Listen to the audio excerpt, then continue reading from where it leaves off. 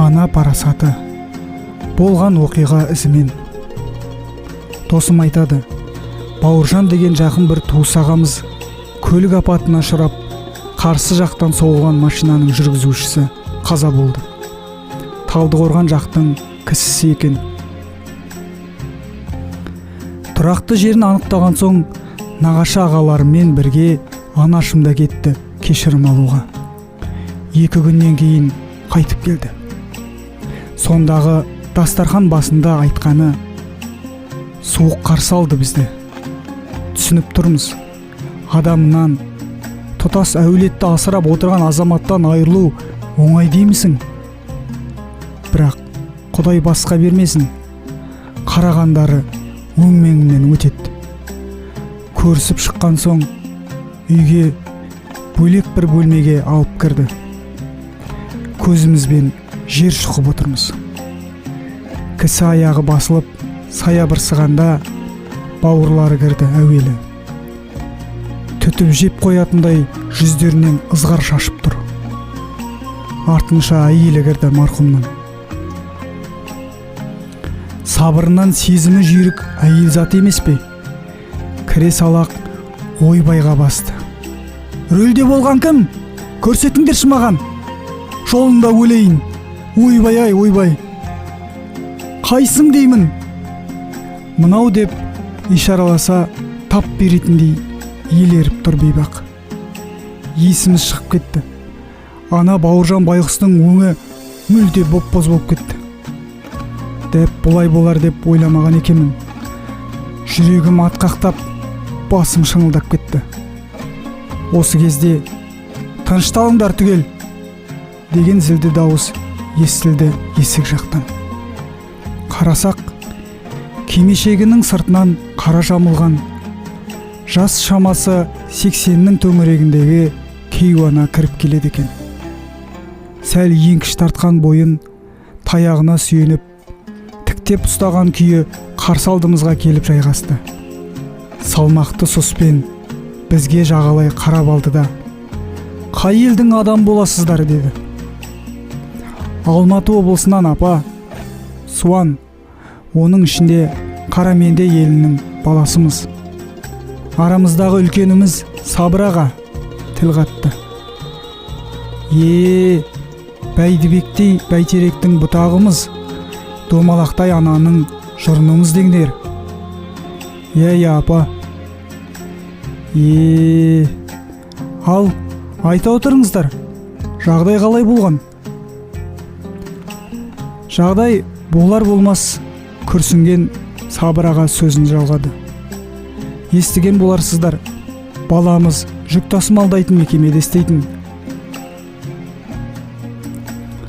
Қытайдың Қорғас деген бекетінен бері шыққан соң, біраз елді мекеннен кейін енді ала басталады. Сол жолда келе жатып, алыстан қарсы келе жатқан бір жарықты байқапты. Жақындағанда зер салса, ол да жүк таситын КамАЗ екен. Содан әбден жақындағанда әлгі машина болт етіп қарсы жолға шығып кетіпті. Бұл дереу бипілдетіп, фарын жарқылдатса да өз жолына түсе қоймапты. Сен сонда өзі кінәлі демекшісің ғой? Әйелі баж ете қалды. Тәйт әрі, сөзді бөлме, айтарыңды сонан кейін айтарсың. Әже ызбарлана қарады. Айта беріңіз. Содан бұл өзі бір шетке қашады ғой. Бірақ ара қашықтық өте жақын болғандықтан, бұның машинасының тіркемесіне ана машина алдымен келіп ұрылыпты. Жедел жәрдем жеткенше балаларыңыздың дәм тұзы таусылыпты. Тауыстық деп ашығын айтсай ше, өтірік мүләйімсімей. Әйелі қайта шапшыды. Күйік деген оңай дейсің бе? Болды. Әженің әмірлеуіні қаттырақ шықты. Болды. Шаптық па келін? Өтірік айтса, Құдай көріп тұр. Айтып болдыңыз ба, деді. Айтып болғанда, апатай, басқа не айтайық? Айыбымызды мойындап, алдыңызға келіп тұрмыз. Бір жаза болды, кешіріңіздер. Білеміз, азаматтан айырылу оңай емес. Бірақ біздің балаға да жандарыңыз ашысын. Кешірім беріңіздер. Айтқандарыңызды тауып берейік. Кешіріңіздер. Ағаның көзінен жасы шығып кетті.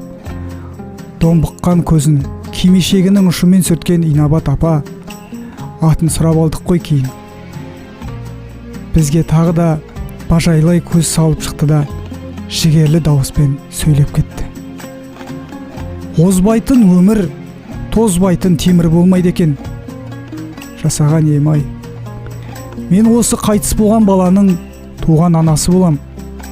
Кенжебегім шынымен де сүткен жемеді. 40-тан асқан шағында кейуана үнсіз егіліп кетті. Аздан соң қайта басын көтеріп, қайраттана сөйлетті. Мойынын балаларына бұрып сөйлетті. Иә, құлдыраңдаған құлыным 40-тан асқан шағында арғы дүниеге аттанып отыр. Түсінем, бәріңнің жаның күйіп, бауырларың езіліп отыр, келінжан. Сені де жақсы түсінем. Мен де сендей күнімде жесір қалғанмын. Бірақ кенжебегім біріңе бауыр, біріңе жар болған мен. Оған менен артық жақын ешқайсың жоқ. Өйткені мен оның анасымын. Ол менің 40 жасымда омырауымды иткен балам. 9 ай көтеріп, бебеулеп тоғатып тапқан, түн ұйқымды 4 бөліп баққан балам. Сондықтан бұл қазаның иесі менмін. Шешімді өзім шығарам. Не дейсіңдер? Дегендей кейуана бала шағасын көзімен барлап, үнсіз қалды. Отырғандардың арасынан шашына ақ араласқан егде кісі жауап берді. Үлкен баласы болар деп топшылатып. Дұрыс айтасыз, апа. Шешім сіздікі. Айтқаныңыздан шықпаймыз. Онда былай. Егер менің баламды қастықпен әдейі өлтірген болса, онда әңгіме басқа болар еді. Бұлардың жағасында қолым, кеңірдегінде тісім кетер еді. Бірақ бұл жағдай оқыстан болған жағдай ғой. Әйтпесе, бір-бірінде бес пересі, алты аласы жоқ екі азамат айдалада соқтықса ма? Бұл Құдайдың ісі. Жазмыштан озмыш жоқ. Баламның маңдайына жазылған қазасы осы екен. Шебер Құдай әркімнің жанын өзіндік бір себеп арқылы алады. Сағаты соққан кезде оған ешкім де қарсы тұра алмайды, құлындарым. Сондықтан менің айтарым, Құдай салды, біз көндік. Әбдірахман, кешірім хатты жазып беріңдер. Бағанағы кісі басын изеді. Инабат апа бізге бұрылды. Ал қарғаларым, бәрің менің балаларымның құр екенсіңдер. Ештеңелеріңнің керек жоқ. Кештім құлынымның. Құдай да бізді ескеркесін.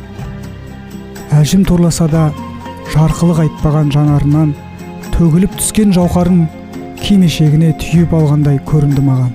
Алдымызға келіп, қылша мойным талша деп, айыптарыңды мойындағандарыңа Алла разы болсын. Артық ауыз сөз кетсе, көңілдеріңе ауыр алмаңдар. О не дегеніңіз, апа?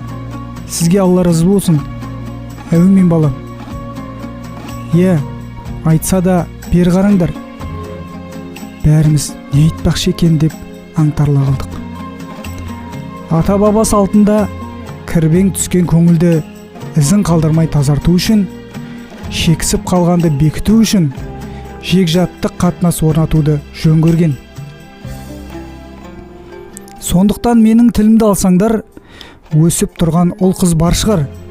Қайта бірін қыз беріп, екіншін келін алып, құда жекжат болыңдар бір-біріңмен.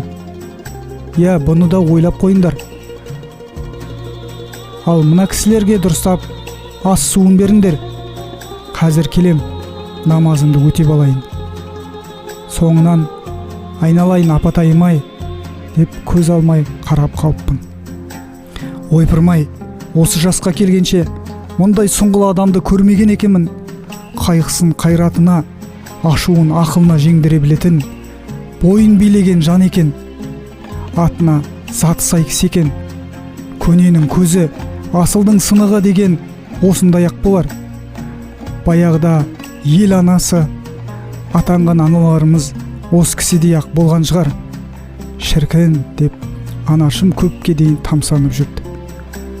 Апаларымыз қандай, Досымды тыңдап отырып, ақ кимешек астынан сені көрем, ақ кимешек жоғалса нені көрем деген Мұқағанның өлеңі ойыма еріксіз орала берді.